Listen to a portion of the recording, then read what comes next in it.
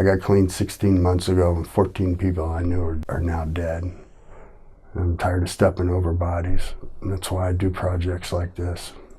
Everything on the street right now they're calling heroin, but it's really not heroin. And the people selling it don't know what's in it. The people buying it don't know what's in it. I mean, fentanyl and carfentanil, you have no way to differentiate it from heroin. But fentanyl is 50 times stronger than heroin. Carfentanil is 100 times stronger than fentanyl. And you don't know if it's in it, it's not in it, what amounts in it, and next dose could be last dose easy. Those sound like killer doses, like carfentanil, that much stronger than fentanyl. I mean, it's ridiculous. It's like it's heroin for elephants. Exactly what it is.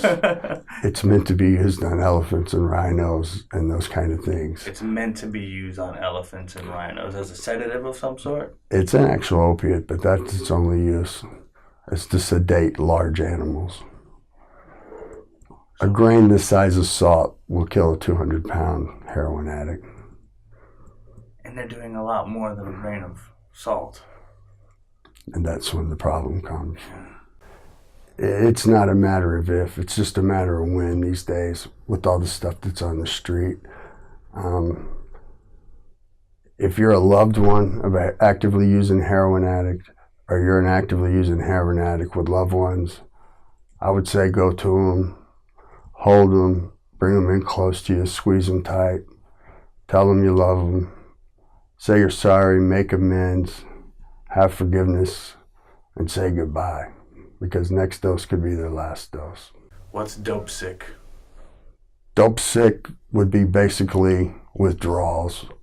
I mean, that is what it is. It's withdrawals, but the withdrawals from heroin are severe. They're horrible. Your whole body hurts. Your muscles cramp. Your nerve endings are lit up. You can't eat, you can't sleep, you can't drink, you can't find comfort, you can't find relief, you can't sit, stand, lay down, you can't roll into a ball fetal style and scream for help. Nothing relieves you. Either you ride it out or you use again. I've got a 45-year history of substance abuse, probably close to 40 of that in active addiction. I got a heroin charge and got put into drug court.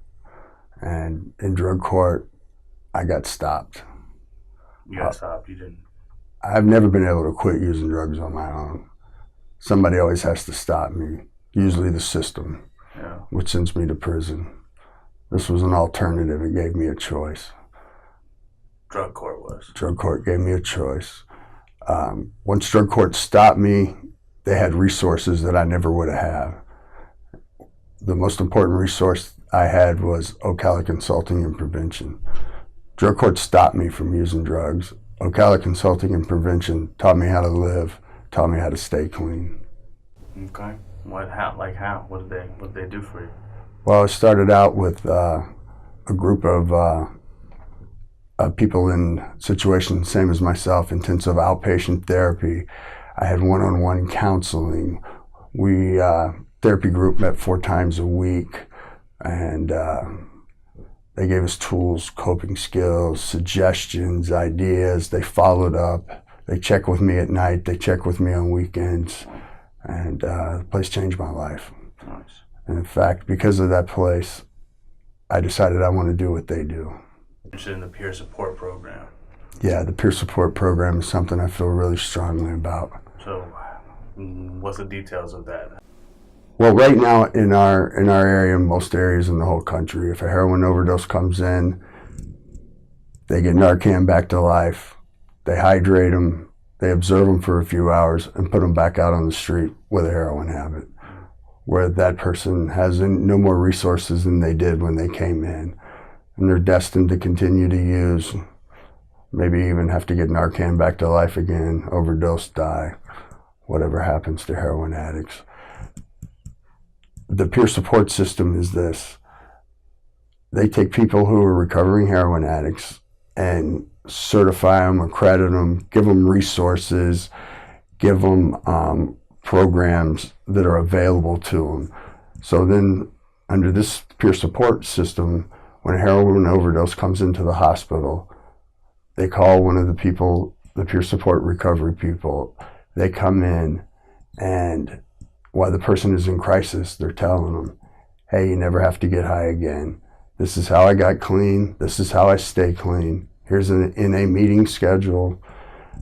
We have this detox beds available. We have residential treatment available. There's intensive outpatient. There's clean living houses. And we have these resources and fellowships available for you. I do programs like this because I want people to know that there is hope. My message is simply that, hope.